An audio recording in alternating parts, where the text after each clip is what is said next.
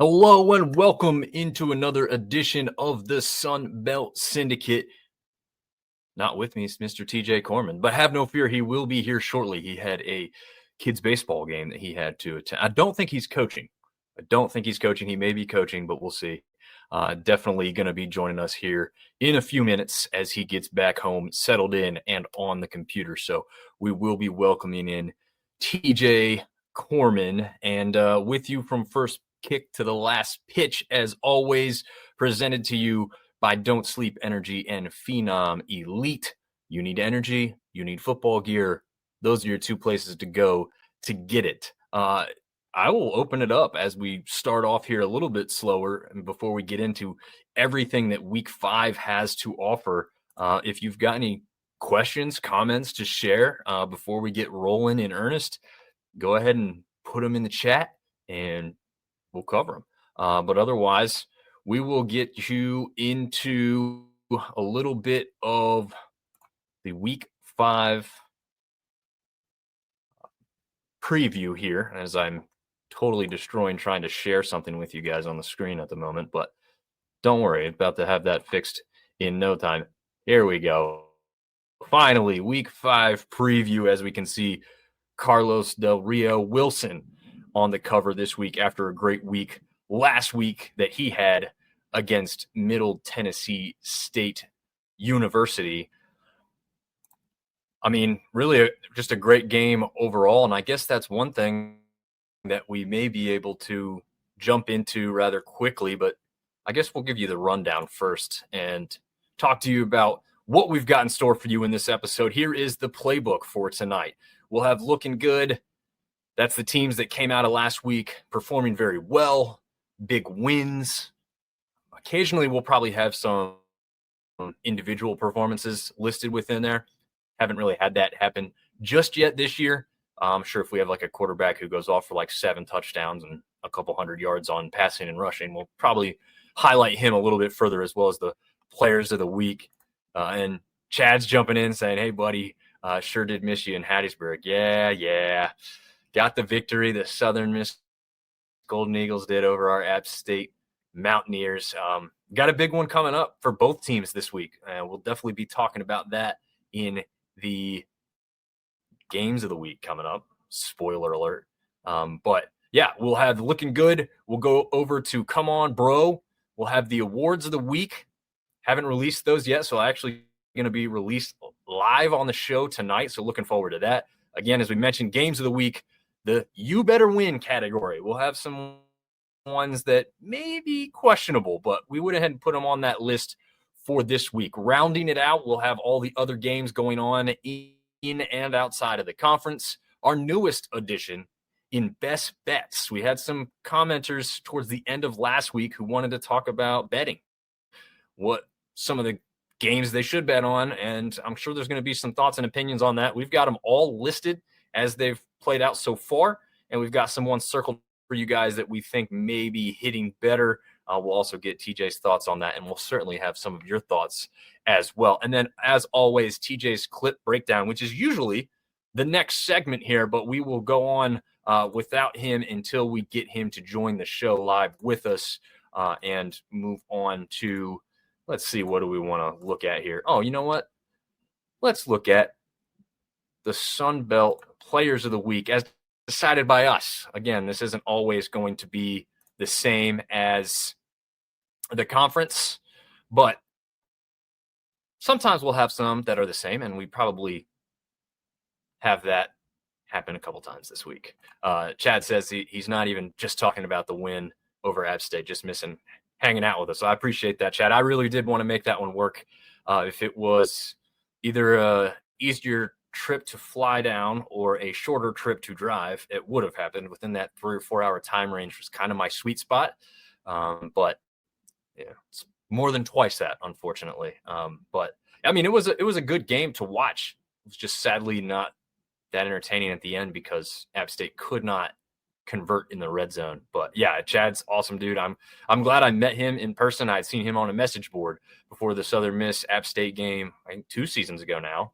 And yeah, stayed in contact. He's been on the show. For those who joined for the baseball show, he's been on here and had a great time. We had a little beverage sipping episode, shall we call it, for that one. So that was a good time, and we'll probably do something like that sometime again in the future. But let's get to those weekly awards for the Sunbelt as presented by this Sunbelt Syndicate. Offensive Player of the Week, as I alluded to at the top of the show, Carlos Del Rio Wilson, a name that we heard quite a bit before the season got started. And obviously the number one guy there in Marshall now, especially after this performance against MTSU this past weekend. Chad saying, 2 years ago for our annual guys trip. There was a number of you guys. I actually met Dominick Ambrose, who's been kind of contributing to us as well on the side. He's kind of our NFL guy. He's a really big NFL fan, and I think Chad probably knows this too, but he's only had a handful of losses through his NFL picks for the first 3 weeks of the season. So really impressive. The guy really knows his stuff, is working for a scouting agency now as they continue to try and put some stuff out for the pros to look at and read over before they pick some of these guys out of college. So Dominick definitely knows inside and out college football as well as the pros. And that was one of the connections I made on that guys trip. So a pretty cool one to look at there. So Carlos Del Rio Wilson, let's go into the specifics. 18 of 22, 261 yards passing for an average of almost 12 yards per pass, 4 touchdowns, no interceptions on the day, but that's not all. He also carried the ball for 13 times, just 22 yards, but he did have a touchdown within those rushes as well. So really impressive performance all the way around, and really left no doubt down there in Middle Tennessee, Murfreesboro, Tennessee to be exact, even after a long, drawn-out delay. But they got it done. Hey, look who it is. Dominick Ambrose himself saying, "What's up, Dom?" Well, I don't know if you heard it, Dom, but we were just talking about you before you jumped on. So we got the double Doms going on here now to really confuse everybody. We've got 2 TJs. Now we've got 2 Doms. So we'll just keep it rolling with all the same names so that everyone can follow along and be thoroughly confused as we get further and further along here. Defensive Player of the Week. This one's a little different from who the Sunbelt did pick. We went with MJ Stroud from Georgia Southern. He had 5 total tackles, 3 of them solo, 2.5 sacks, 3.5 sacks for loss on the day. Just a really impressive performance, which is what they really wanted against Maine. Took them a little bit to get going. They rounded into form and won that game comfortably in the end, in large part to MJ's performance on the defensive side of the ball there, and had a little fun with that graphic as I tried to make it look like his hand is going to block that pass by the quarterback. And, with his performance, it's possible that he did. I don't specifically remember what happened from that still photo, but definitely an impressive performance defensively from him on the week. Special Teams Player of the Week for the first time all season, and I think this one actually matches the Sunbelt, is a punter. Evan Crenshaw did amazingly well and really was integral part. It's kind of rare that a punter is an integral part of your offense and kind of your defense in some regards. But he had 5 punts on the day, totaling 261 yards for an average of over 52 yards per punt.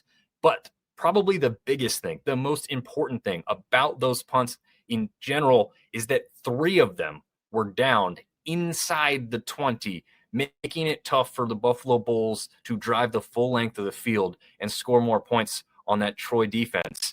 So it really helped out the defense, and it helped set up the offense with shorter fields to come back out to, which they finally started to take advantage of, because that game didn't start out too pretty at the beginning for the Trojans, but they rounded into form, won that game 21-17. And again, a large part of that is due to Evan Crenshaw. And if that name is familiar, he's been in the conference. He was at Coastal Carolina previously. So this is a guy who knows this conference well. I don't know how much that affects punting. You're right. I don't know those ins and outs of that, but I was a soccer guy, so I always appreciate a good kicker or a good punter, and Crenshaw was definitely that. In a week that didn't really have a whole lot of field goal units stand out for any real reason. We've had a lot of great field goal performances from kickers so far this year in the Sun Belt, but this was the first one that was a really strong performance from a punter, and that is, again, Evan Crenshaw here. And then lastly, but certainly not least, we have our freshman player of the week, probably my favorite graphic of this week. This one goes to Brent Gordon Jr. of Louisiana Ragin' Cajuns. Unfortunately, they did suffer the loss to Eastern Michigan. We'll talk a little bit further about that in a little bit. They go down 34-31 up there in Michigan to the Eagles, which, did have to look that one up because I wasn't quite sure. I mean, Eastern Michigan, I know about this gray field. I know the colors. I know the E's of the logo, but for whatever reason, you just don't hear about Eastern Michigan's mascot very much. So I did have to look that up. They are the Eagles, so the E kind of a double meaning there. So before we go on, Warren says, flip the field all day. Yes, that is what Evan helped them do at Troy, going back to our special teamer player of the week. But getting back to Brent here, 10 total tackles, 5 of them solo on the day, led the defense in tackles overall. So a freshman coming in with that type of performance, obviously Louisiana kind of needing more help on the offensive side of things, but Brent Gordon Jr. getting done on the defensive side to help them out as much as he could. Again, unfortunately, not able to get the victory up there in Michigan, but we'll see if the Cajuns can rebound moving forward. Okay, let's see what we want to get into next. I think we can go straight into the standings look and kind of save some of that since it's still a rather quick look. We haven't had a ton of games played within the conference just yet, but we have had 2, which means 4 teams have either a win or a loss on their record. So we'll take a look at that now. And in fact, I'm just going to remove myself from the screen completely so we can get a nice clean look at this. East on the left side, West on the right. Coastal Carolina surprising at the top after the start they had to the season. They are 1-0 in the conference. Again, only App State has also played a game on the East. They reside at the bottom because they have lost previously to Southern Miss, and that means Southern Miss up there at the top of the West at 1-0, 2-2 overall, and South Alabama down at the bottom at 0-1, 1-3 overall because of that loss to Coastal. So it's kind of a perfect crisscross, as it will right now, because of how it worked out to start the year. And I've listed everybody else at 0-0 within the conference.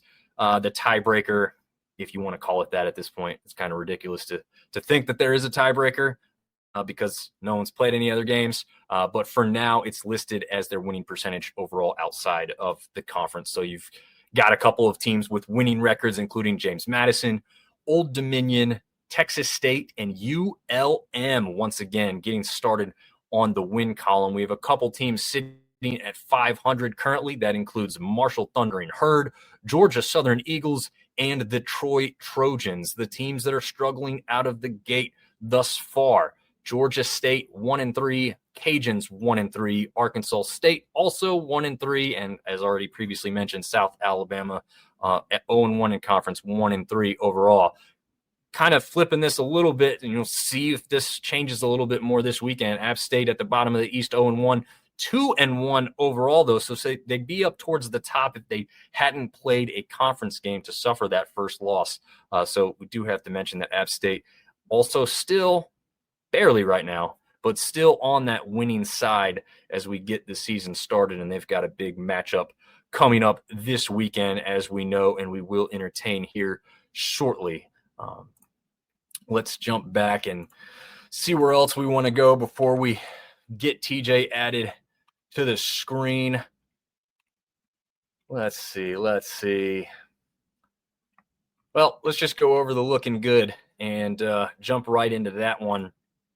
These are the teams that looked pretty good this past weekend, and we will start off here with James Madison taking it to Liberty 31-13. Now, the explosion of the offense, or the points, if you will, in this one did not occur until later in that fourth quarter where they truly took over. Ethan Vasco, previous Coastal Carolina quarterback, Jamie Chadwell over there at Liberty as well. Vasco goes down with an injury, does not return. Those other 2 quarterbacks that came in for Liberty unable to really do much of anything with that offense. And the Liberty defense stood pretty tall, played one of their better games, to be totally honest with you, throughout much of the game until that fourth quarter where they were just on the field a little bit more because their offense couldn't sustain any drive. So James Madison doing very well, getting that victory in state, but out of conference. And it's kind of interesting that James Madison gets a shot at Liberty first. OU has their shot coming up. So we've got another Virginia matchup that'll be quite interesting as we go into this weekend. Marshall Thundering Herd, as we've previously spoken about, gets the big win over MTSU. This is a place in Murfreesboro where the Marshall Thundering Herd have struggled a little bit over the recent years. So it was good to see them get back into the win column versus the, what is their Blue Raiders. That's it. The Blue Raiders of MTSU. They win that one 42-28. Again, a weird weather delay in that one that caused it to end quite a bit later than it should have, with a whole lot less people in the crowd for that one. But good to see Marshall get rolling here before they get into conference play. They've got a big one coming up this weekend. ULM gets the 31-25 win over UTEP. And typically you're going to say, well, why is a win over UTEP really all that impressive? What makes that looking good in this category, if you will? And I'll tell you this, UTEP went out and performed very, very, very well against Texas the week previous. I think it was only a 10-point, maybe 14-point loss at the most. So for ULM to go on the road after a bye week, start off hot in that one, they got the big victory over UTEP to continue their winning ways and have that winning record going into this week. And we are now ready to welcome the guy who actually knows what he's talking about here to the stage, and Mr. TJ Courman. I told the people baseball game, you're not coaching this one, right? This is just your son playing on one. Oh no, I'm coaching. Yeah. Oh, okay. I got roped into coaching baseball now too. So here we go. Man, did you play baseball growing up? No, I tried. Well, I played baseball when I was little, and then I played baseball again in high school for like a day, and then pitcher hit the ball back to me, or the batter hit the ball back to me. I was playing pitcher, and it went right into my glove, and I blocked it, and then I dropped my glove and the ball. I jumped over the fence, and I went home. Yeah. No, actually, I didn't go home. I went to go run track after that, and ever since then, I'd been running track. Well, there you go. That's good. I don't know what Destiny's saying debatable is, but maybe it was the ULM victory over UTEP. That was before you jumped in here, TJ. So we'll see. I think it was anyway. Maybe she's questioning your ability to coach a baseball team. I'm not sure. Maybe I'm questioning my ability to coach baseball. Yeah. Well, you're probably questioning your sanity playing or coaching both football and baseball. Is football over though, or is that still going on? Oh no, we still got 4 weeks left of football, and then championship, playoffs, and then championship. So there we go. Do you guys play? We're undefeated in football. There you go. Do you guys play like out of like the region at all yet, or is that it's just like right in like an in-house league type of thing right now? So baseball is just in-house league right now. But next year we're probably gonna move Brody out. He hit an in-the-park home run today, by the way. Nice. Yeah. he was 4 for 4 at bat and nice. 4 RBIs. No, 5 RBIs. Nice. Well, that's good, man. That's better than I could ever do. I'll tell you what. I was kind of like you with the baseball thing. Like I gave it a shot. I wasn't really successful. Turns out I was a little bit afraid when I got into the batter's box to be hit by a ball. Yep. I didn't mind the fielding aspect, but I just didn't really like the batting aspect. I was like, oh man, this is a little too little padding for me to get just pegged with a ball here. I'm not real excited about that. I got tougher as I got older, but I think I was like 7 or 8 when I tried baseball, and I never went back. I decided real quick that we're going to run track, so that's what we did. There you go, smart. A lot less, facial injuries. Possible in track for sure. Oh man, getting to Sam Malone's comment. Sun Bowl, hard place to play, and moving up to Mountain West Conference. Impressive stuff from ULM. Yeah, that's one thing I hadn't mentioned. UTEP is moving on, and so that's kind of an interesting aspect. I think that's the Pac move. Are they going to the Pac 2? Is that Pac 10, whatever the hell they're going to be next year? Well, yeah, I mean, like I said, it was really the performance against the Texas team that was really respected coming into the season. So you made you think a little nervous for ULM coming off a bye. Were they going to start slow? They did not. They started fast. They started better than UTEP did. UTEP did finish a little bit better. I think they had 15 unanswered points in that fourth quarter. But, ULM had built a big enough of a lead for it not to matter that much. Ben James jumping in saying, hope A-State can make it 16 straight wins versus ULM and going to live with the Red Wolves tomorrow night. So that's awesome. We've got people going out and checking out their coaches' shows in their general areas, especially there in Jonesboro, Arkansas. Oh, please tell me y'all saw the ULM fan that watched the Eastern Michigan game in full uniform. Yes, I talk to him all the time on Twitter, actually. So he is a nutcase and a sicko, and he is such a hater that he went to the Eastern Michigan game versus the Cajuns just to root against the Cajuns. He's Section VR, if you want to look him up on Twitter. He goes with the full outfit. He's like Destiny. He's a menace for sure, and he's not afraid to be that. So, he's a crazy dude. Yeah. He goes to like everything too. I think he drives for some of the D2 and D3 teams up in Michigan area. So he gets around to a lot of the sports and stuff. He'll share some stuff when he goes to some other games as well. She says, it was inspiring to me. I actually shed a tear. That's so great. I need to step my game up. Yeah. I don't think I've seen a woman in full uniform at a football game yet. I don't think I have either, to be honest. So it might be something to strive for, doesn't it? Yeah, there we go. Next level, Destiny. There you go. You can hit that mark and be the first to ever do it. At least the first that I've ever seen. So, and apparently TJ's the same way. So, yeah, there we go. All right, TJ. We skipped all this earlier, but let's get to. I think I'm going to try this today. We're blocking some of the text there. Actually, I don't know. No. Let's see. Yeah, I like that better.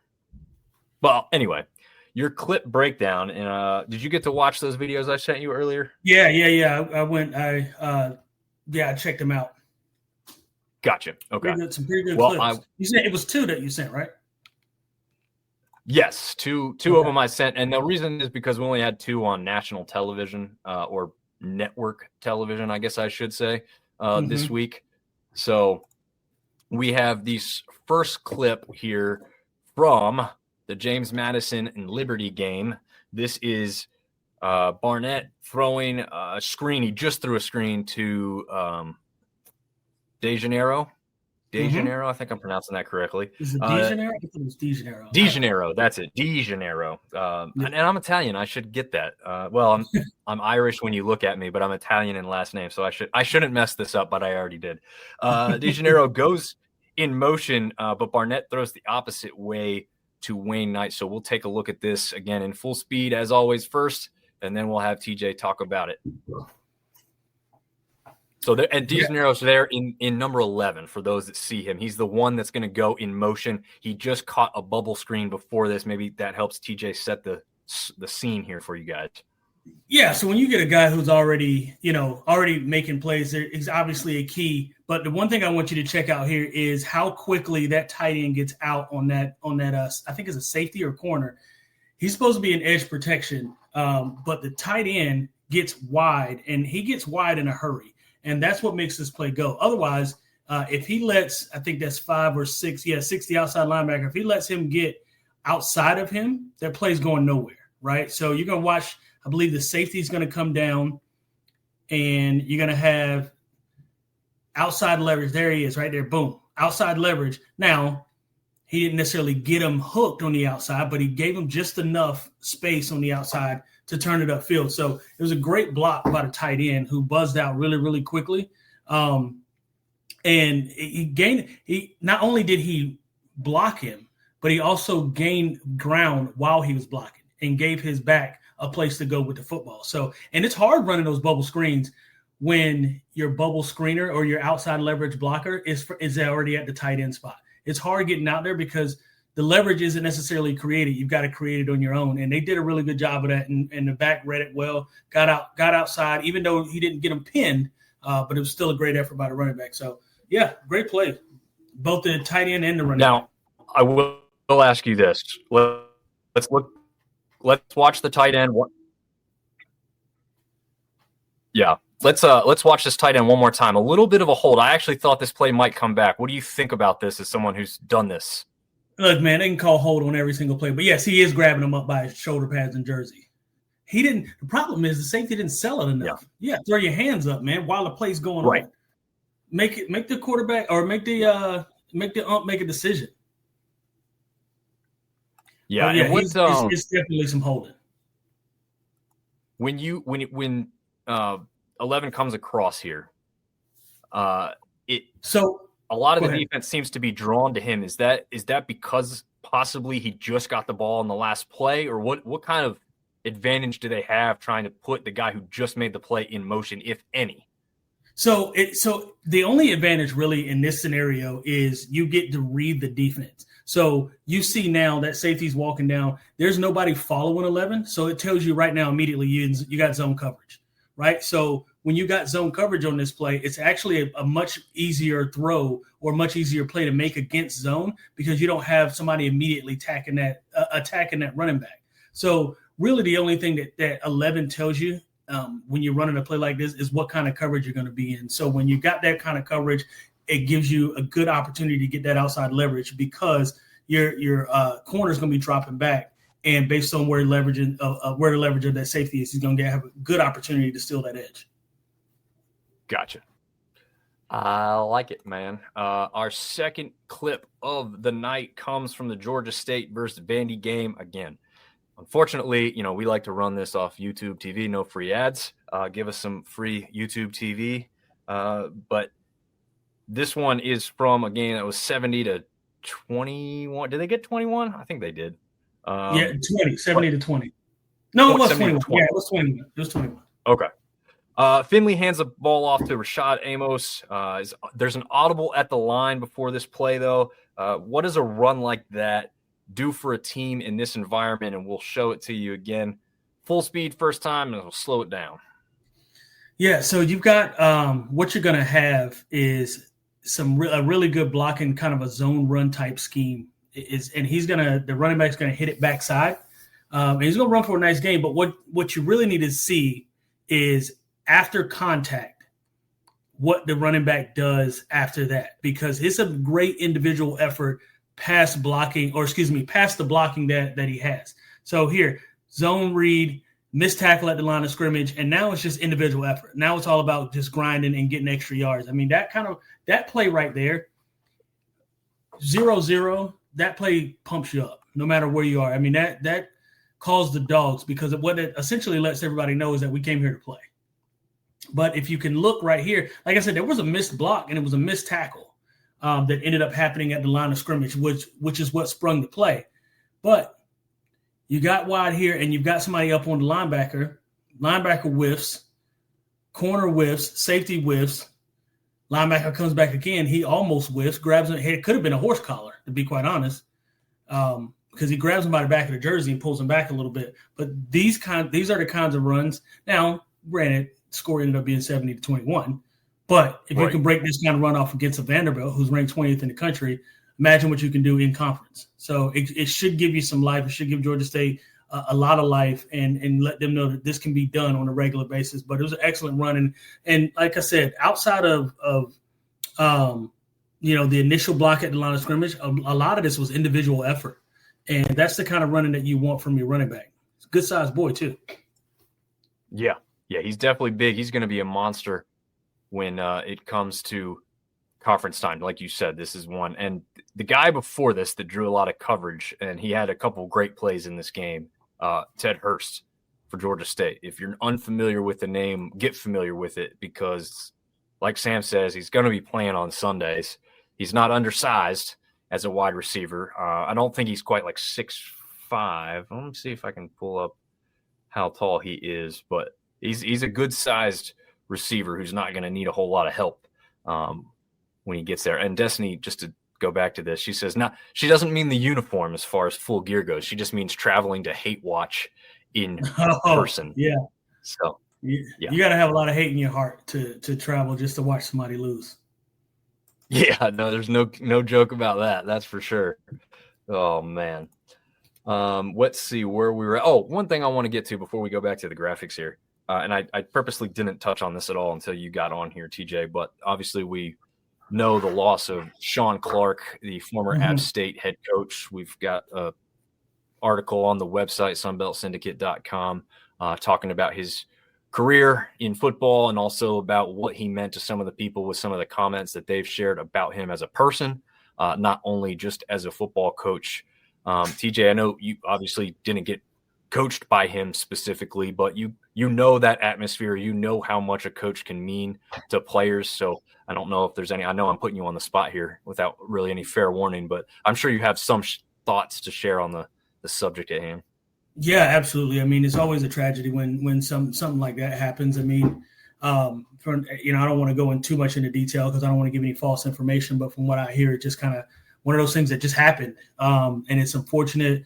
You pray for and send, your well wishes to his family, his daughter, his son, everybody involved, man, because it's tough. And, selfishly as athletes, we like to think of, first the impact that coaches like that have on us, right? And what it means to the App State family and what it means to us as a unit and those kinds of things that a lot of times we, neglect to think about his immediate family. And so I want to send thoughts and prayers that way as well.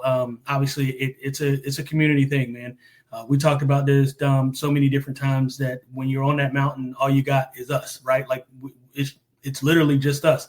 You're not in a Atlanta, you're not in a Charlotte or a Raleigh, or you can go somewhere and hang out with town folk.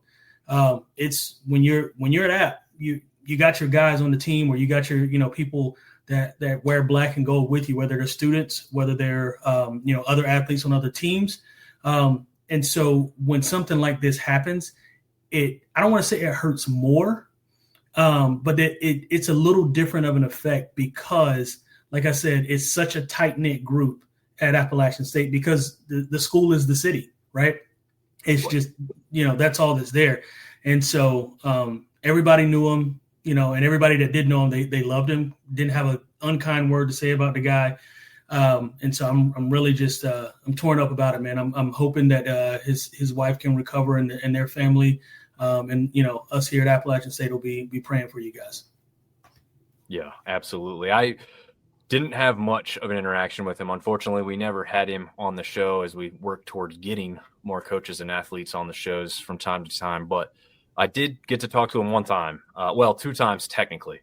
But when I was down there at Media Days, I was doing a run the night before the first day of the conference down there and ran by. And he happened to be with, I believe it was his mom and dad.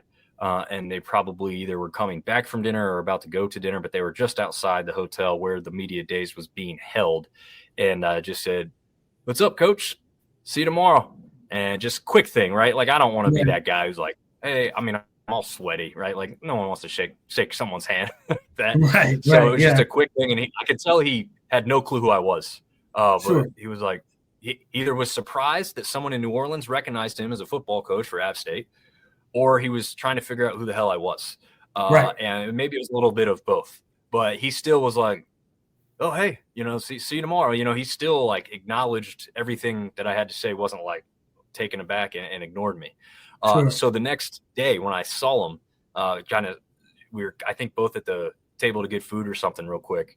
And he said, hey, how was the run? So like, just like immediately into something, asking me a question, right? Like most of the time you're at Media Day, you're asking the coaches the question, and he asked me that.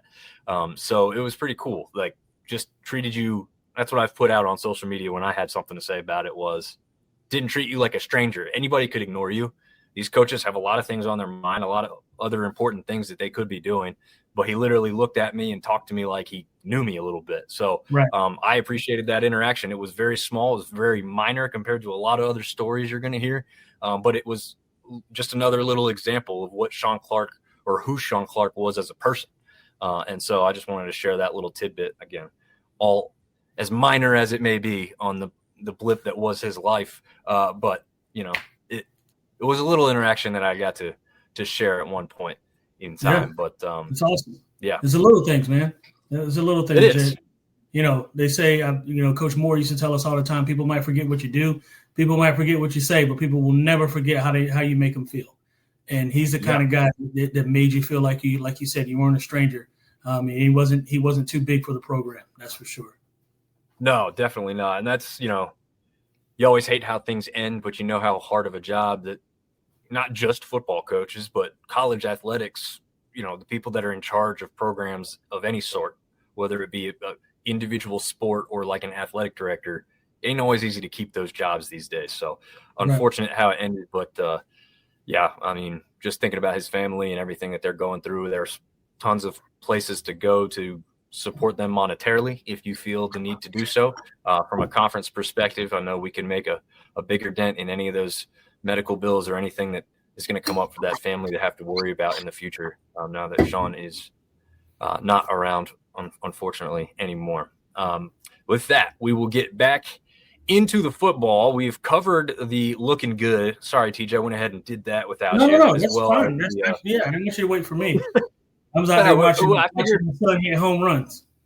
Yeah, there we go. Well, I figure we added the section for best bets. All right, so I've got that prepared for us. So I thought, we might go a little bit longer, so I'll just go through some of the stuff, while TJ's not here. So we're not too far behind the eight ball, but hey, I saved this subject for you here, so you got to start us off with this.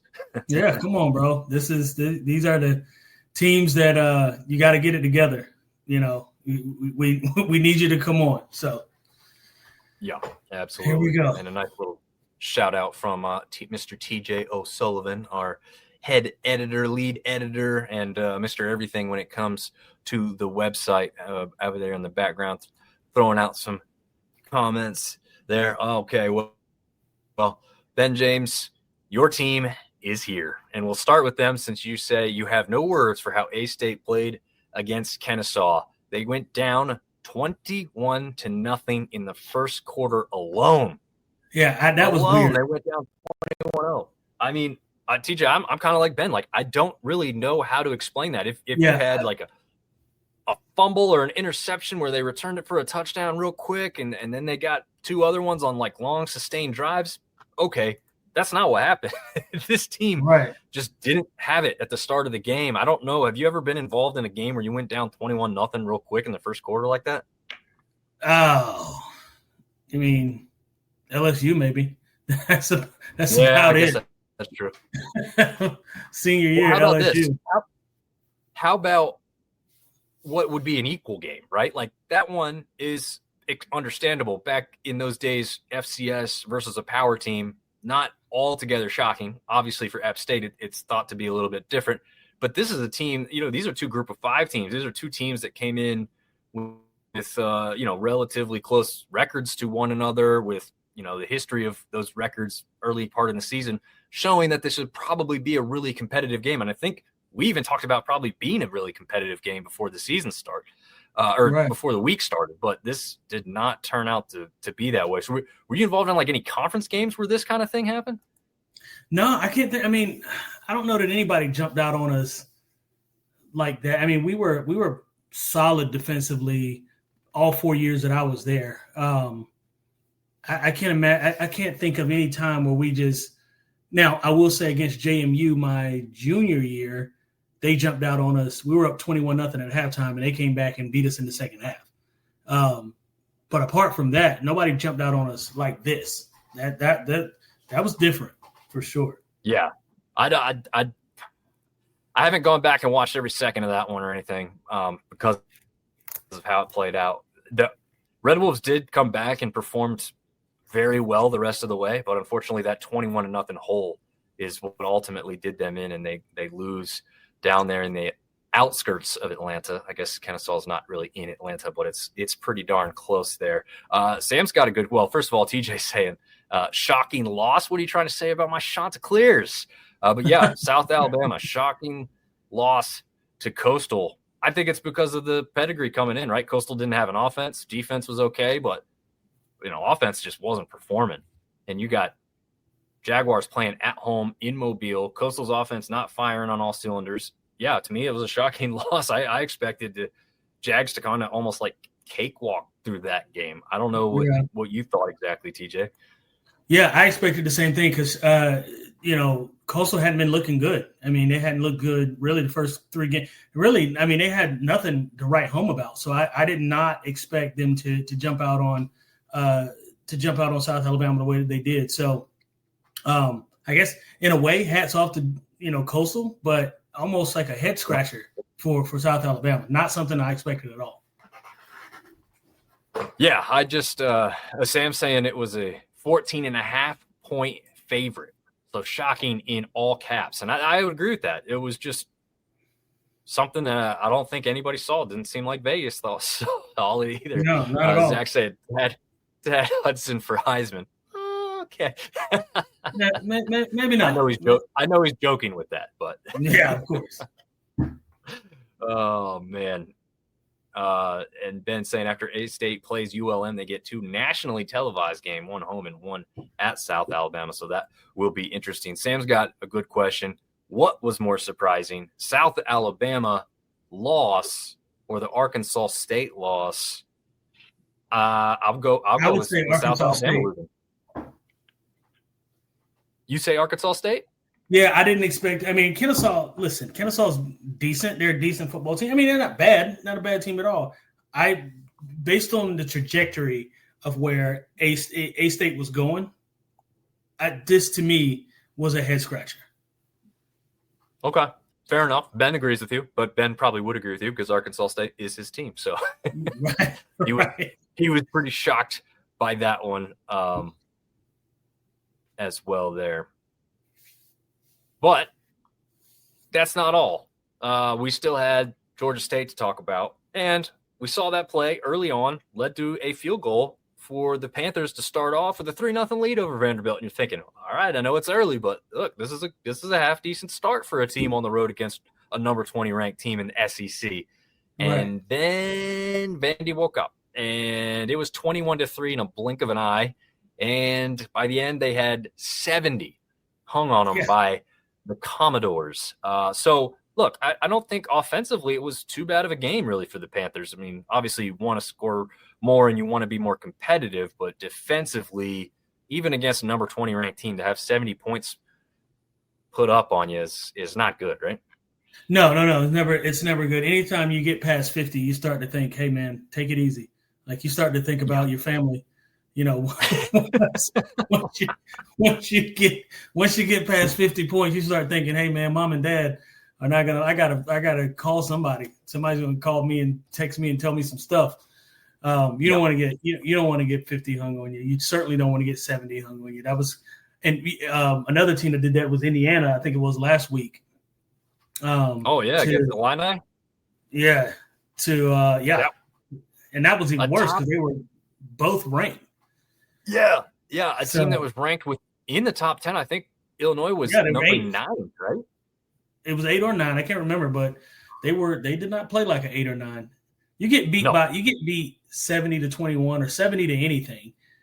You're whoever they thought you were. You're not that. You're not that. That's a good point. And Sam's got a good point here. He feels for Dell. But Vandy is a playoff team. I'm not sure if I agree with that, but right now they look great. I will say that. I was going to say, I mean, outside of LSU, Alabama, and Georgia, and maybe Mississippi State, who's better than them in the SEC? Who's better than Vandy in the SEC outside of those 4 or 5 teams? Certainly not Florida. Certainly not Tennessee. That you could comfortably say this is a win. Yeah, no, I agree with that because I think a Tennessee matchup would be good, right? I mean, Tennessee battled tooth and nail with Georgia and honestly should have won that game with that field goal that was missed at the end, right, to take it into overtime and everything. But yes, I agree. You wouldn't look at that and say that Vandy or Tennessee's light years above the other. I think that would be a good match. So yeah, I mean, if you put Vandy on the field with any of them, I think I wouldn't be surprised. Other than LSU, I wouldn't be surprised if they beat anybody. Maybe Georgia, maybe LSU, maybe Georgia, and those two are really about it. But outside of that, I wouldn't be surprised if they beat anybody in the SEC. Yeah, Yeah, no, I agree with you. I mean, we saw this team, and obviously a lesser Bama, a version of Bama, but they just beat Sure. Bama last year, right? Lost to Georgia State, rebounded with beating Alabama. What do you make of that? I don't know, Yeah, but that's I not think this weird. year is undoubtedly a better year for them. And as Sam mentioned at the end here too, it was a revenge game, right? Like last year they lost on the road in Atlanta to a team that they never should have lost to. That's how they look at it. As Sunbelt fans, we love the fact that one of our teams beat an SEC team yet again. But yeah, I mean, this was a spot they weren't going to let go, and you've got Pavia over there who they didn't have last year, and so yeah, they were ready to roll, and they did in this one. TJ saying Jalen Rayner, Corey Rucker, assortment of great backs. Red Wolves with the slow start to the season is baffling. Yeah, and Hunter Summers, I've talked about him as a wide receiver. He really got going. He had the best game as far as the wideouts are concerned for the Red Wolves. But again, not Destiny says naming Mississippi State is crazy. Mississippi State look pretty good. Ole Miss looks good. Lane Kiffin over there. Ole Miss looks good. SEC's got some good teams, man. SEC is the middle of the pack teams are pretty good. I'll tell you this: Yeah, that's SEC, true. I mean, the Ole middle Miss, of the pack SEC teams are better than the middle of the pack Big Ten teams. I'd agree with that for sure. Absolutely, no doubt about it. TJ saying Clark Lee is a miracle worker for what he's done so far. So happy for that program. Well, look, I'm not going to be happy for Vanderbilt. They've got all the money in the world. They just haven't really truly in football. So I'm not necessarily happy for them. They're still a power team. I don't feel like, oh, finally a little guy's going to win. Yeah, they're a little guy in the SEC, but I don't really feel for Vandy for long droughts of losing. But yeah, I mean, it is amazing. They got a lot of academic money. That's for sure. Yeah, a private school. I don't feel bad for private schools in most cases. Right, and it's only going to get better because they can pay these players now. Oh yeah, absolutely. And TJ will know what I'm talking about with it. Well, both of you will know what I'm talking about with this. But like for a long time, I was like, Gonzaga's the little guy going up and doing big things. Do you realize Gonzaga is like a power team with getting private jets to all their games and have been for many years? Like this isn't some little. It's a tiny school, but it's a private school with lots of money. So I stopped feeling so much for Gonzaga after a while because I realized what is backing them. Yeah, they got a lot of money behind them. Oh, Destiny questioning your Tigers here, TJ. LSU looking a little shaky.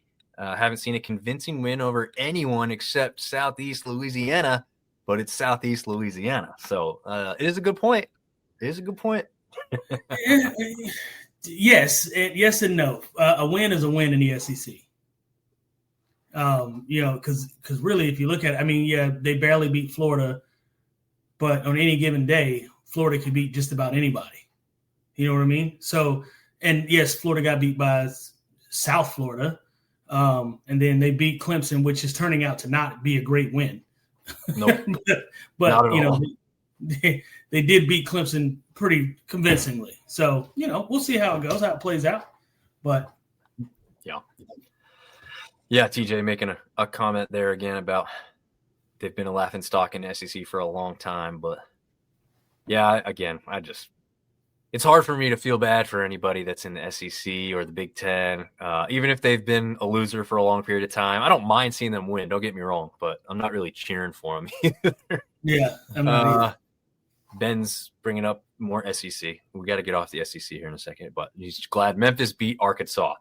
We had Memphis match up against two teams within our conference, playing both Troy and Georgia State in back-to-back weeks. Both teams kind of stood a chance. What we thought. Actually, Georgia State shockingly had a closer game with Memphis than Troy did, but there we go. There's all we'll say about those Memphis Tigers. Destiny wants to know your tie to LSU, TJ, so you can tell her your little family history there. Yeah, well, it's not so much family history as it is. I became an LSU fan my freshman year when we went down to Baton Rouge to play. It was right after the hurricane. Right before the hurricane that was coming. And it was right before the hurricane, and our game had gotten moved because it was, it obviously the threat of bad weather and all that kind of stuff. And the team itself was super hospitable, asking us what we were doing after the game and if we wanted to stay and hang out and all this kind of stuff. And so, obviously I'm thinking they're buttering us up before the game. Then we get there and we get on the field. We run out of the tunnel. There's a live tiger to the left of us as soon as we come out of our tunnel, out of the visitors' tunnel. It's a tiger just sitting there, just hanging out. Not only that, the stadium goes straight up. And so the entire, like all the noise is right down on top of you. Thirdly, the student section sits right behind the home or the away bench. They knew personal stuff about our family. it was the most insane game I have ever played. To this day, I've never played in a game with an atmosphere like that. NC State was kind of loud. Kansas was okay. Michigan, obviously, that was awesome, but it wasn't as loud at any point as LSU was. And LSU, at that point in 2005, became my favorite football team. Collegiately, obviously, outside of State. Yeah. So, but you do have family ties to the LSU or the Louisiana region, right? Yeah. I've got some family down in the Louisiana. None of them though that played at LSU, but certainly got some family members that live down there for sure. Gotcha. Okay. I thought that where it started and then the game sold you. That's what I thought. I had it backwards. It was more of the game and then the fact that you have family there kind of coincides. Okay. Mm-hmm. Yeah. Gotcha. So here you go. Here's one to bring you back down here. Ben says he had a great birthday because we wished him a good birthday on Sunday night. His sister got engaged. Congratulations on that as well. A Seahawks win and a Cowgirls loss. Yeah. I got nothing. Yeah, I got nothing for you, man. We suck. We stink. That secondary, I mean, they could put me at safety and I'd play better than what's been happening. We are awful. We are absolutely awful. In every facet of football, we're terrible. Well, in a regards similar to that, unfortunately, for the Raging Cajuns, they are also in that predicament. They lost to the previously winless Eastern Michigan University Eagles. They did have a great comeback to tie the game very late, but it's one of those things, and TJ, we've seen this with App State over the years. Other teams have seen this undoubtedly as well. You have the ball with like a minute and something left. You score, and then like you scored too early, right? You gave the other team just enough of a shot to get downfield and get in field goal range, and unfortunately that's exactly what happened to the Cajuns. They scored, tie the game, sidelines going crazy. Yeah, all right. We're going to take this to OT, stand a chance to win. Previous Coastal Carolina, Noah Kim quarterbacking the Eastern Michigan Eagles, takes them down, gets them in field goal range, kick a walk-off field goal to win the thing. Actually, technically it wasn't a walk-off field goal. The guy took his helmet off after he makes the kick and got a 15-yard penalty assessed because the kicker thought it was a walk-off field goal and there was still like 3 seconds left. So then there was this like, they had this kickoff, and you know it was always going to be unlikely. And then it just had a forward pass that was flagged for an illegal play anyway. But yeah, it was kind of funny that like as soon as he throws his helmet down, you can see him looking at the sideline like he's running. He's like about to really get excited, and he's like, "Oh no!" Like he starts to go to his head, and then he was like, "Ah, screw it, I'm celebrating anyway." It is something to celebrate, that's for sure. Yeah, I mean, it was a good kick. You knew they essentially won the game, but we've seen crazier things happen in the past. So I guess that's one of his concerns. His coach definitely let him hear about it on the sideline. But let's get into the games of this week. Week 5 coming up in the Sunbelt. The least amount of games on the docket that we've had so far this season. So this should be relatively quick here. But I've only got 2 like must-watch, gotta-see games here for games of the week. And maybe we'll have some feedback on that. But the first one on Saturday night is Saturday at 7 Eastern, 6 Central, ESPN Plus, as Jacksonville State goes on the road to Hattiesburg, Mississippi, to play the Southern Miss Golden Eagles. This one has 2 teams coming in at 2-2 on the season. Both teams have had some kind of expected losses, I guess you could say, and then some good wins. And Southern Miss being on this graphic with App State kind of fitting because that's one of their bigger and better victories they've had so far this year, putting them up at the top of the conference for now. TJ, any thoughts on this one? A nice little local game here that's pretty meaningful in the early part of the season. Yeah, I mean, I think it's going to be a pretty good game. I'm looking at, if you see me looking over here, I'm looking at Jacksonville State's record right now. They lost to UCF. UCF's actually turning out to be a pretty good team. Liberty, they got a win against Georgia Southern. They lost to, and then obviously win against Murray State. All of their in all of their losses, though, they've put up a decent amount of points for the most part.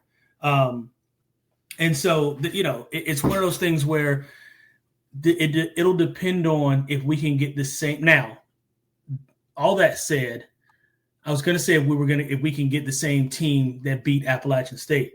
That said, Appalachian State gave them a lot to work with. They gave Southern Miss a whole lot to work with. So I doubt Jacksonville State has as many turnovers as Appalachian State does. I'm anxious to see and interested to see how Southern Miss handles Jacksonville State's offense if there are no turnovers and what happens in that regard. So it should be a really good game. I'm gonna try and tune in and watch it. I've got my game day set up. It's a lot going on at 7:00 and 7:30, right? Because you've got Oregon and Penn State that play at 7:30. Then you've got Alabama and Georgia at 7:30. Then you've got App State and Boise State at 7:30, and Jacksonville State and Southern Miss at 7. So I'm gonna have all 4 TVs or all 4 blocks loaded up, and we're gonna be ready to watch. Nice. There we go. That's the way to do it. That's the only way to do it. That's kind of what makes college football great. I mean, you can do that with NFL as well, obviously, but it's more fun with the college, at least for me. Destiny's saying Ben's going to end up on her list with TJ. She says she needs the defense to come out strong and stop giving up 7 points at the start of every game. Yeah, the Southern Miss defense has got some moments of brilliance and some moments of like, what was that? I mean, how did that guy get so wide open? What are you doing? So, yeah, she's definitely correct in that. One thing that's going to bode well for the Southern Miss offense, though, is the quarterback play. Braylon Braxton is over twice as many yards through the air as the starting quarterback for Jacksonville State right now in Wimset. On the ground, though, is the opposite. Braylon Braxton is the leading rusher for the Southern Miss team with only 128 yards on the year. Meanwhile, Cook on the opposite side has gone over 500. So he's got 537 total on the season. So obviously slows the game down, controls the clock there. But maybe Jacksonville State doesn't have that quick strike ability that Southern Miss has. Carl Chester he was an honorable mention if we get that article out there on the interwebs for Players of the Week, because he had, I think, 118 yards, if I can remember off the top of my head, just this past week alone. No touchdowns, but a go-to target for Braxton downfield. I don't quite know if Jacksonville State's got a guy like that. Their leading receiver is Reichsteiner, I believe I'm pronouncing that correctly. 13 receptions, 2 touchdowns on the season. So possible, maybe. But, yeah, I mean, I would think Chester's going to be the guy that stands out a little bit more and gets targeted a little bit more often. So we'll see if the quick strike ability and the potential for Southern Miss is a little bit bigger at play there. Joe, our Troy boys chiming in here. Jacksonville State versus Southern Miss, 2 teams that deserve each other. I'm guessing Troy doesn't want to see either of these teams win. That's just a guess. It's just a crazy guess I'll throw out there. Sam Malone thinks Jacksonville State sneaky good. Kudos to Coach Kelly after losing a ton of players. Yeah, they definitely did after that move. I believe Rich Rod was there at Jacksonville State before moving back to West Virginia, I think. West Virginia, yep. Second go-around at West Virginia for him as well. Don't even get me started on the La Tech tight end. Yeah, we won't, because I don't remember specifically about that one right there, but I'm sure it was some kind of performance that he had last weekend. Yeah. And yeah, Ben's connecting the Arkansas State stuff to Southern Miss again. Which yellow is darker, App State or Southern Miss? Technically, it's hard to tell in this graphic. They are the exact same colors. I think they're both like university gold. So they just look a little different because the graphics are far enough apart and different shapes. So it kind of makes it look a little bit different. Destiny saying, we can not go 0-2 versus Conference USA. I will play in traffic. Don't go 0-2 against Conference USA. We need all the wins we can have there. Okay, that's enough of that one. I'm predicting a Southern Miss victory, but I think that one's a sneaky good game overall. I think it's going to be back and forth. I think it's going to be a close, tight affair there in Hattiesburg. The game on the blue turf. App State travels all the way across the country to Idaho to play Boise State. This one on FS1. Saturday, 7:30 Eastern, 6:30 Central Time. TJ, you're going to have to start us off here. I don't think you ever got to play on the blue turf, but probably didn't miss it by a lot. I think the last time they went out there was like 94, if I'm not mistaken, if I saw that right. I don't know. Yeah, that was a little bit before my time. But yeah. A little bit before my time. However, I'm not a fan of the blue field. Will never be a fan of a blue field. It's green. Grass is green. Be green. Okay. I don't like the blue field. I don't like Coastal's teal field. Just be green, bro. It's not that difficult. That said, I don't know how I feel about this game because I don't know which Appalachian State. If we are going to turn the ball over, then we may as well just go ahead and not show up at all. I mean, if we're gonna have as many turnovers as we've had the past 2 weeks, I mean, we're talking, I believe, 6 turnovers. In not last week, we had a bye week, but 2 weeks prior, total 6 turnovers. That's not okay. Like that, you may as well just be ready to hand them the football game. If in fact we can make some big plays, get some good stops, and actually protect the ball, we're talking about a pretty good game. I'm actually looking at it right now. The line is 61.5 in terms of over under. But there's no favorite, right? There's no favorite. So yeah, that's showing a lot of confidence to the black and gold. So Vegas must know something that I don't, and they must think that we're not going to turn the ball over this week. So we'll see. Yeah. Articat saying Sunbelt Syndicate #1. There we go. I'll agree with that. Sam saying, is AJ playing? I believe so. I believe we'll see Swan in this game, but I'm not sure yet if that's still confirmed just yet or not. Michael Bias saying that's a long flight for App State. Yeah, and previously App State hadn't had the best record west of the Mississippi, which isn't even all that far from home now that they're in the Sunbelt, but we'll see how they fare out there in Idaho. I think, like you said, so this Boise State team got beat early in the season by South Florida, and they got hammered. Turned out to be a decent loss by South Florida, right? Yeah, it was. It does, right? 31-7. But I think you're still shocked that it went that far south for Boise State that quickly, right? Like that's a game I thought was going to be competitive and one Boise was going to win. Not totally shocked they lost. It was the fashion in which they lost. Like it wasn't really in question. Well, yeah, but if you look at who USF is right now, then if they're the same team that they have now, it seemed like they just came out firing. Because I mean they gave Boise State what essentially the same thing that they gave Florida. You know what I mean? So it's one of those things where no loss is a good loss, but if you want a loss on your record as if you're Boise State, that's the loss to have. I'm going to have to ask Sam where he's seeing this, but he's saying Boise State 16.5-point favorite. I'm not sure. ESPN. I'm looking at ESPN now and I'm seeing no line. Yeah, I haven't seen a line yet on ESPN for sure. There's possible that somewhere else out there. Sam, if you could share which one you found that on, please do so, because I'll take that one all day. Yeah.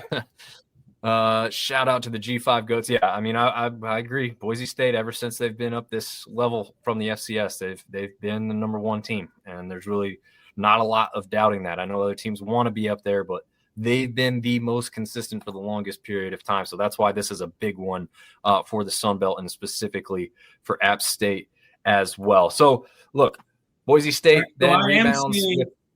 I am sorry, I didn't mean to interrupt you, but I am seeing now Boise State is favored by 16.5 points, over under 59.5. So the line, so the over under has changed. This is by Sports Illustrated though, not by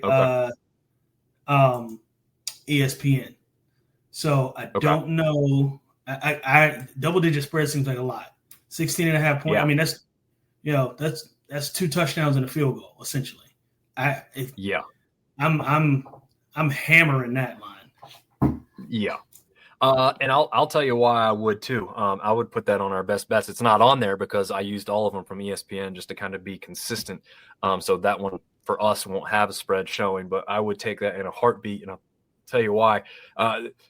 Boise State rebounds with a big win over Eastern Washington. Not going to get a whole lot of points for that. It's an FCS victory that is expected to be what that is. They did go to Air Force and win 49-37, but look a little bit closer, right? AJ Swan is kind of the leader in the clubhouse when it comes to passing yards per game, I think, still.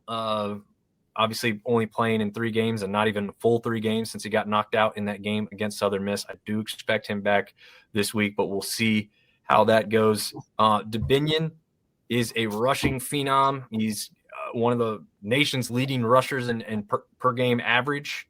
And Jaden Barnes, 337 yards so far in 3 games this season. That's more than double the leading receiver of Boise State. So App State can flat out move the ball from one end of the field to the other. The struggle has been within the red zone and putting it into the end zone. Mm-hmm. And they're right there. They're literally on the doorstep when most of these turnovers occur. Yeah. So they've had a bye week. Yeah. Yeah. So they've had a bye week to work on all of this. Focus on literally the simple things, right? Like, you've made the vast majority of the play. You just got to cross the finish line. One more step here. I think they can start converting these chances. I think this bye week was exactly when they needed it after their performance against Southern Miss, because we'd already seen these types of mistakes happen within those first 2 weeks, right? Against Charlotte didn't become a big thing because Charlotte's not a very good football team this year. Against an FCS team, it was actually even a closer game and a scarier outcome because you're like, we should have beaten this team by more. Well, you had the ability to score 3 or 4 more touchdowns, but you couldn't put it in the end zone. I don't think those problems are going to consist throughout the season. We do have to see proof in the pudding, though, right, TJ? Yeah, you got to see it. I got to see it to believe it. It's like you said, we can move the ball all day long, but if you can't get it in the end zone, what difference does that make? We used to. I was watching Bill Belichick back when he was coaching the New England Patriots. He said, "I don't give a crap what anybody does from the 20 to the 20, but if I can make you kick field goals all day and we go score touchdowns, then we're gonna win." So it's a bend but don't break style of mentality, and it's the opposite for us. We have got to get to the end zone and we've got to score touchdowns. Field goals won't win it. Right. Yeah. No, I agree. You're not going to. Well, this one could come down to a field goal to win it if that is the last person with the ball, right? Type of thing. Sure. Like I could see that. But you're right. Like, consistently kicking field goals definitely not going to win you very many games. And we got the Arkansas State and the Texas State guy going at it, which they meet October 4th. So put that one on the calendar for Ben and Artie right here. Do it, lady. Do it, lady. You better win. These are the teams that I think need to win this week. And look, going into the season, I would have circled Liberty versus ODU as a must-see. Got to watch this game. It's a big thing within the state of Virginia. But guess what? Now Liberty's 1-3 on the season. Not even sure we're going to see Vasco in this one. ODU, meanwhile, has been performing very, very well. You know that team in Indiana who just hammered a top 10 team? Yeah, ODU kept it way closer than that. So could ODU be a ranked team here shortly? Possibly. I expect ODU to win this game more comfortably than James Madison did against Liberty last week. What do you think, TJ? Yeah, I got him by 2 scores, man. I don't think this will be relatively close. I think it might get close, the first and second quarter. I think after halftime, especially about midway through the third quarter, ODU pulls away and wins comfortably. Yeah, I think the rushing attack with Joseph and Jones is going to be just too much. I think Liberty defense played one of their better games, actually, of the season against JMU. If they don't have an offense to sustain drives, it's going to be the same thing we've kind of talked about already, right? Like, the defense is going to get burnt out. And this ODU offense is going to burn them out because they're going to be chasing them all over the field. And I just don't see this one being close, especially because, look, the Liberty game against James Madison was in Lynchburg, Virginia. This one's on the road in Norfolk. I don't think that's going to do the Flames any favors. And I hope and I think we're going to see ODU win this one, like you said, TJ, by at least 2 scores here. And we'll see how it plays out. In the next game that we have for this one, I'm saying the Marshall Thundering Herd, you better win this game, right, against the Cajuns. Yes, it's a conference championship rematch from last year.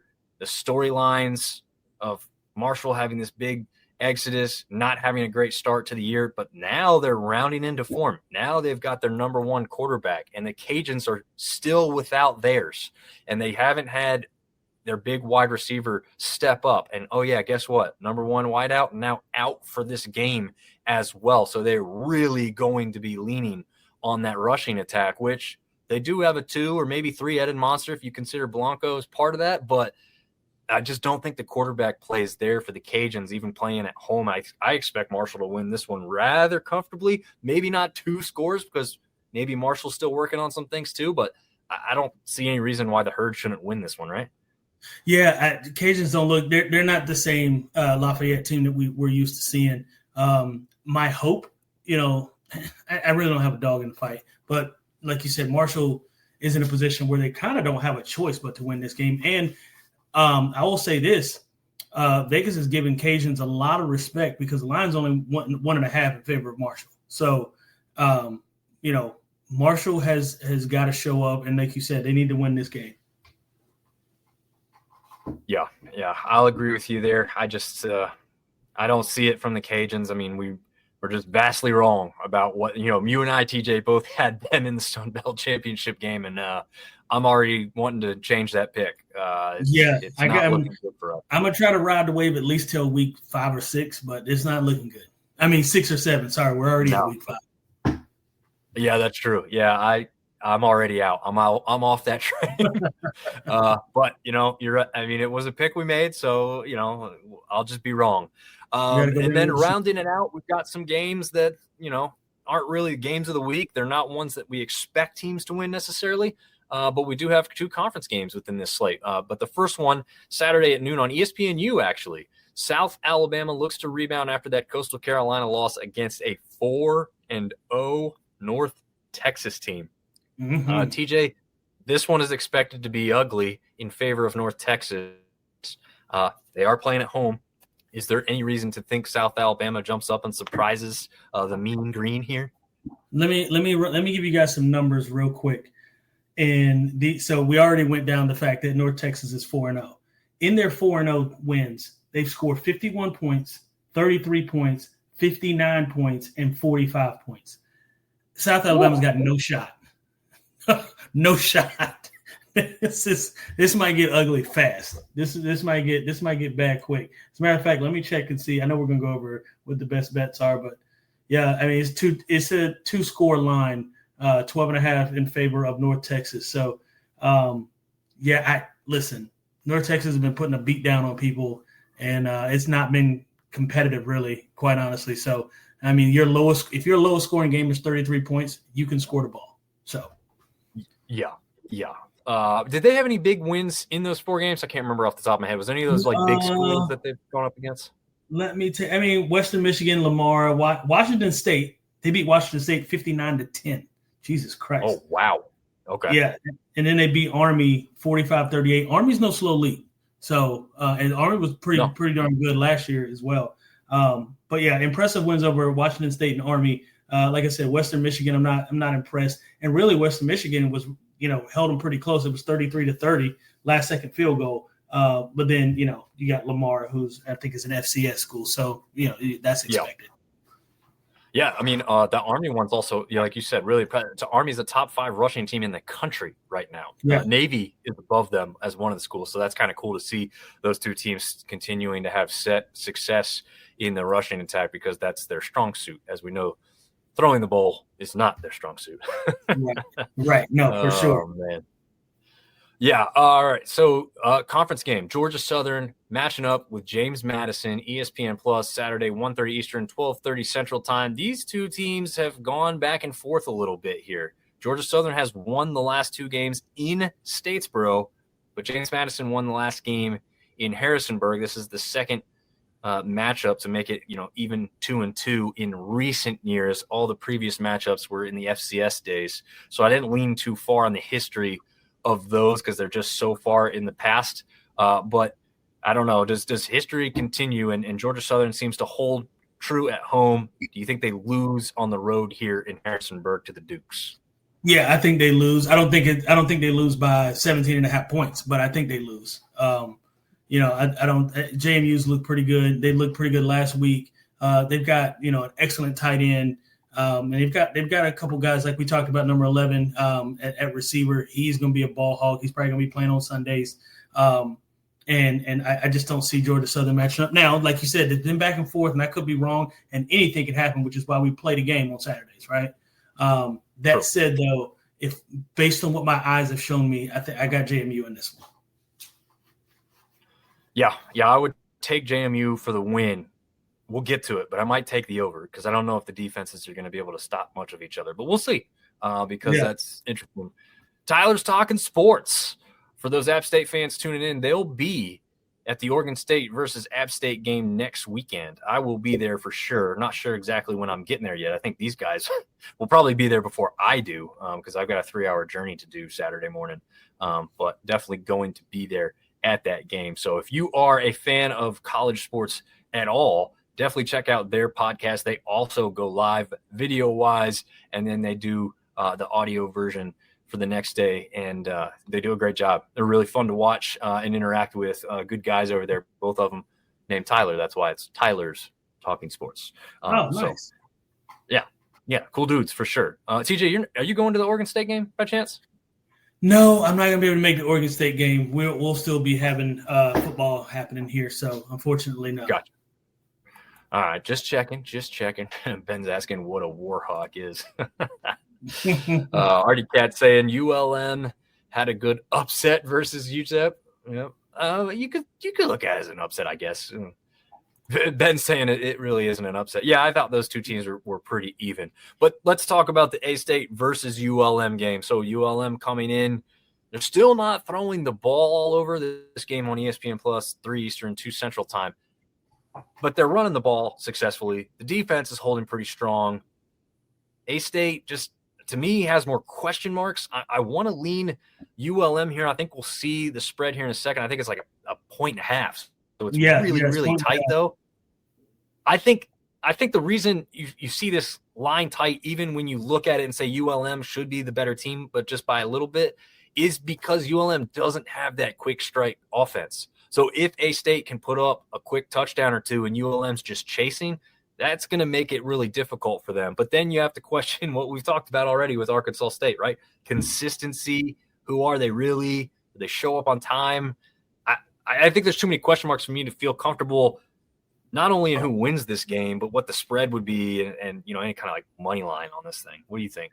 Yeah, I'm with you. I wouldn't bet anything on this game because it could go either way, right? Like you said, if A-State jumps out and scores a touchdown and a field goal, all of a sudden they go up by 10 and it's halftime and you've got ULM chasing, then that's a different scenario. So I'm not touching the line, nor am I touching the spread. So we'll see. But if I had to pick a team, I think I might go with A-State just because of the fact that ULM needs to drive the ball. And if you get a team and you make them go 75 or 80 yards or whatever it is now, I don't know that ULM can do it consistently. That's the thing. They can obviously anybody can do it once or twice, but if you're kicking off to them after scoring 10, 14, 17 points, whatever it is, can they consistently go down and match score for score? And I don't know that ULM has a high-powered offense to do that. Yeah, that's a good point. I mean, like, do we see the Arkansas State team that played Iowa State, or do we see the team that played Kennesaw? Because those are two different teams to me.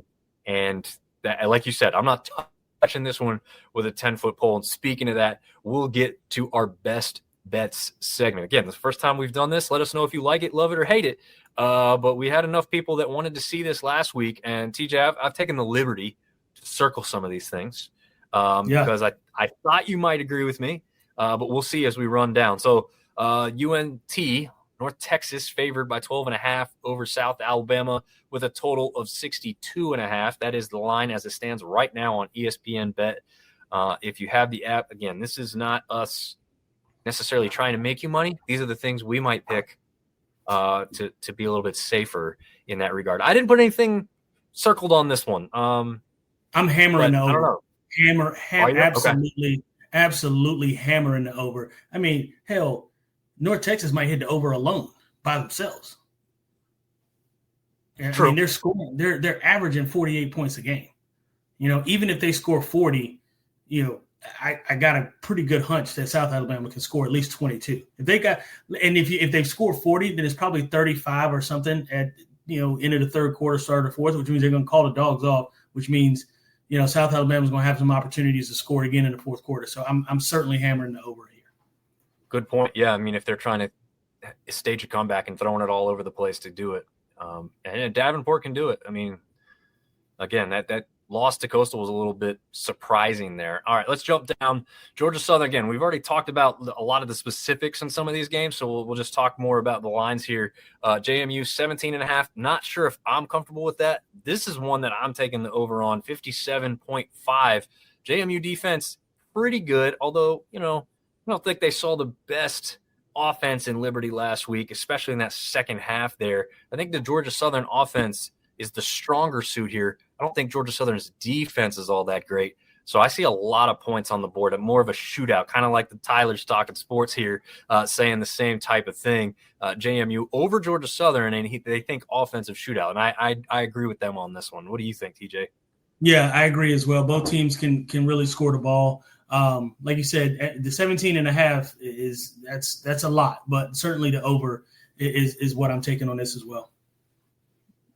Yeah, and we just talked about this one, so we won't spend a lot of time on it. A-State versus ULM, just a spread of 1.5, minus 1.5 in favor of ULM being the home team. I guess, like you said, though, TJ, it's typically a 3-point spread, right, for the home team. That's kind of like your typical – so, not even as much a respect as like a full usual home game here for ULM. Right. The over-under at 54.5, I'm not comfortable with any of it. I wouldn't touch it at all. I think we can agree on that, right? 100%, not touching it.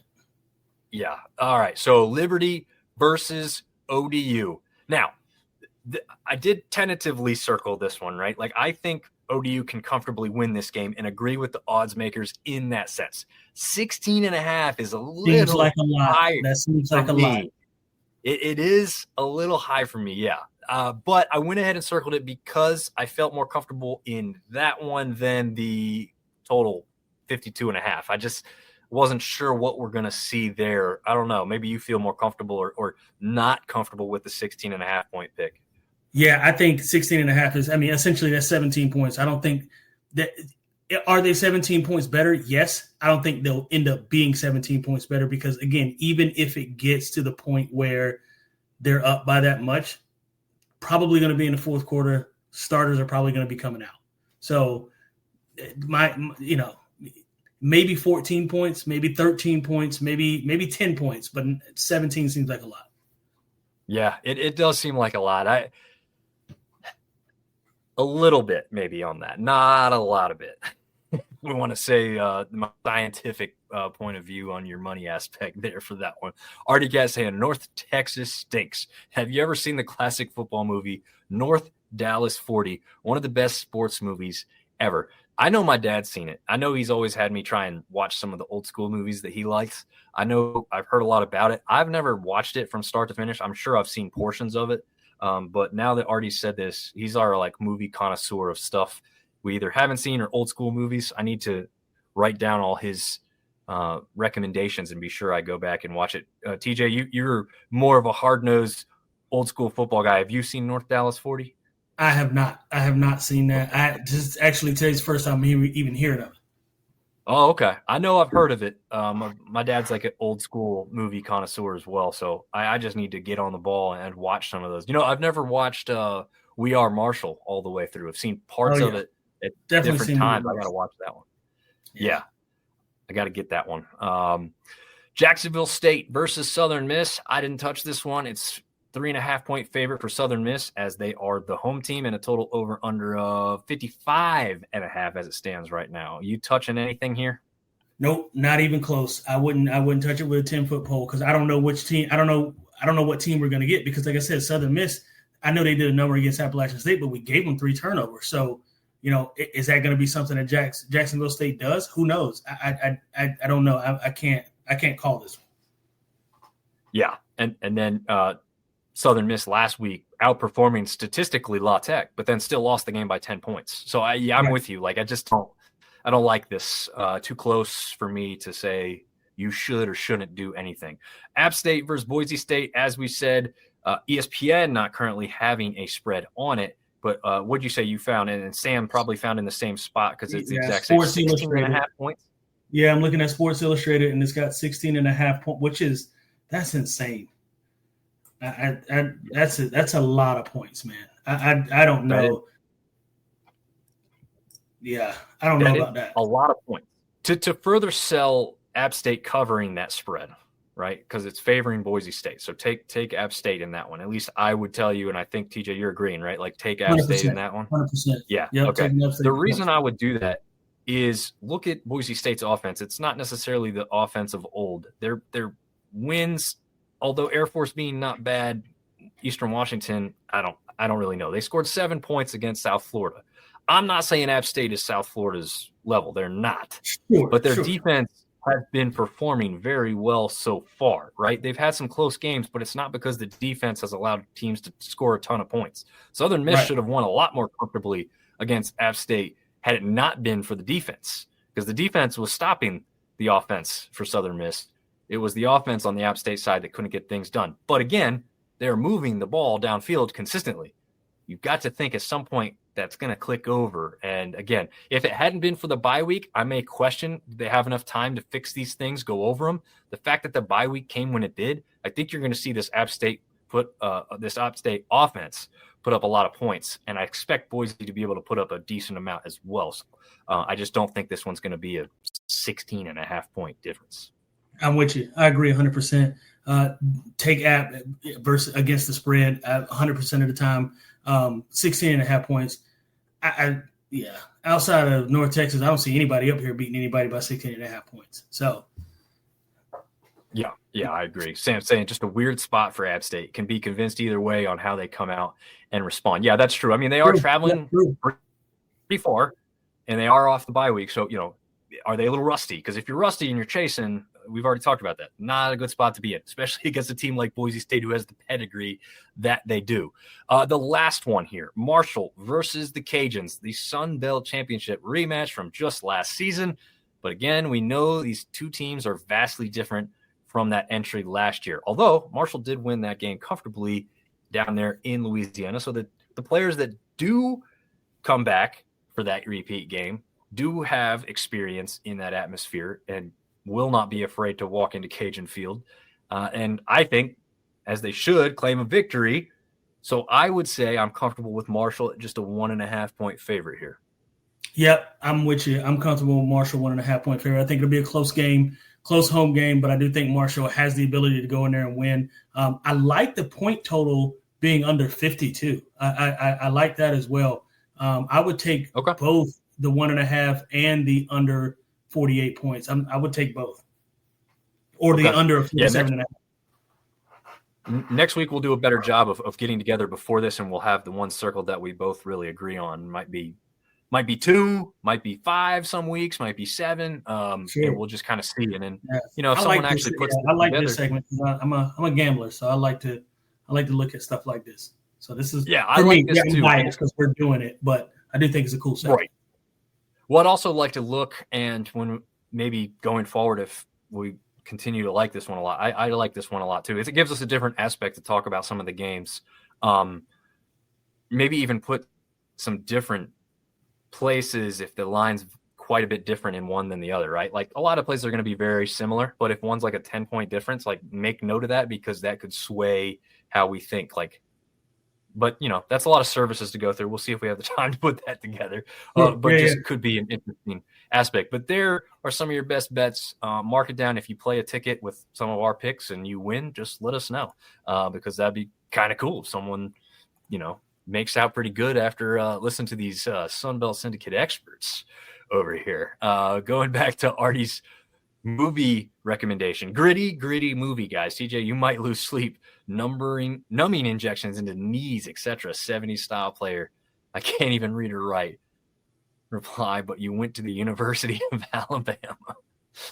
Yeah. I got some numbing injections myself. Not that I'm not necessarily proud of and probably wouldn't do again. Actually, that's a lie. I'd do it again. I'd do whatever it takes to play.